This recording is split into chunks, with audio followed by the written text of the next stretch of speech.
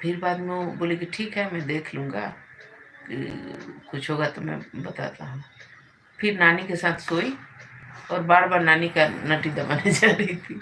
बोल रही थी कि मन कर रहा है कि नानी का नटिया दाब दूँ। बोली कि अगर उस टाइम दाब दी रहती तो आज मुझे वो पहचानने से इनकार नहीं करती। सैवेज। बाद में वो फिर जाके वो बार-बार दाबने जा रही थी और हट जा रही थी। फिर मैं पंडित जी को फ़ोन किया कि देखिए ऐसे-ऐसे कर रही है।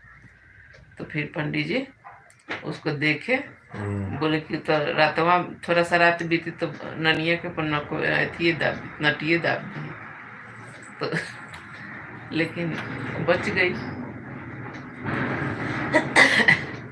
और एक दिन वहाँ बेल का पेड़ था घरवा के पीछे। हमारा जो वॉशरूम था वो घर के बाहर था। हाँ, और तो बाहर में रात में भी अगर जाना होता तो पूरा मतलब मेन डोर से बाहर निकल के घूम कैसे जाना पड़ता। और घर के पीछे के तरफ में था वॉशरूम, और वॉशरूम के बिल्कुल बाजू में एक पेड़ था बेल का। तो वो बाहर निकली और एक लड़की से स्कूल ड्रेस में खड़ा थी। मतलब जैसे ही वो मतलब मेन डोर से बाहर निकली, फिर ऐसे घूम के गई, ठीक है, यहाँ पे खड़ी हो गई और भी आगे रास्ता था। तो जैसे ही खड़ी हुई तो यहाँ जो क्या बोलते हैं वॉशरूम था, इतना थोड़ा डिस्टेंस था, बाजू में उसके बेल का पेड़ था और बेल के पेड़ के नीचे एक बहुत सुंदर सी लड़की है और चुड़ैल थी। हाँ, खड़ी थी।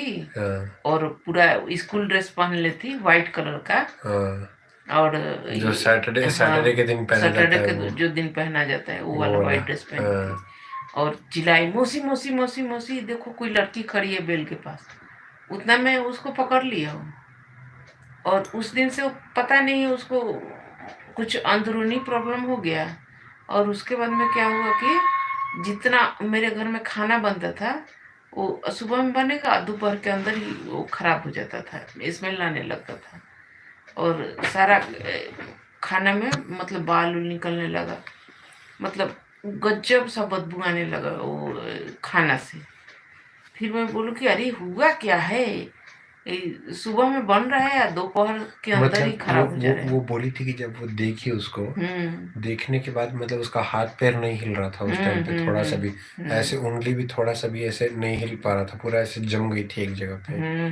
लेकिन वो बोली थी कि शायद वो फिर भी मतलब गई वॉशरूम जाके आई ना, और जाने के बाद मतलब वो देखी उसको सामने, फिर भी सामने गई उसके, वॉशरूम गई और फिर वापस आई और फिर आके हम लोग को बताई ना। 11 बजे, ये 11-12 बजे हुआ था। हाँ, 11 बजे के आसपास हुआ था ऐसा। कमेंट है इसमें तो नाच रहा है, उसमें देखो, उसमें देखिए कमेंट आया है किसी का, अजीत कुमार, नमस्कार पारस भाई, कैसे हैं आप लोग। नमस्कार। हाँ, यही थे दिनवा में। नमस्कार अजीत कुमार जी, कैसे हैं आप। मैं ठीक हूँ। आज भूत का कहानी चल रहा है। फिर खाना एकदम से खराब होने लगा। जुड़े रहिए और सुनिए, ये एक सच्ची घटना है जो हमारे साथ घटी थी, हमारे परिवार में घटी थी।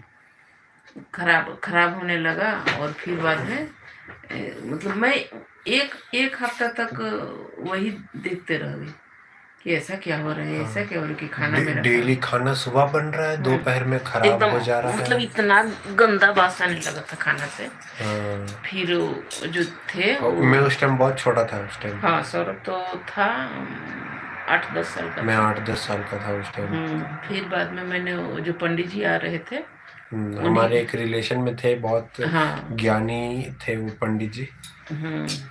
तो उनको बताया हमने कि ऐसा ऐसा हुआ है। सोनम हमारी दीदी जो थी कज़न, वो उन्होंने भूत वूत देख लिया था करके,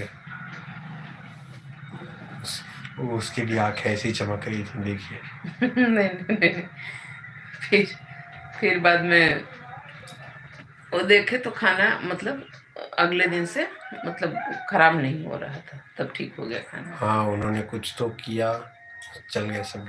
नहीं, अच्छा, भूत का कहानी सुनते चले गए। अरे मैं रिकॉर्ड करना चाहिए था ना, मतलब ये करते हैं।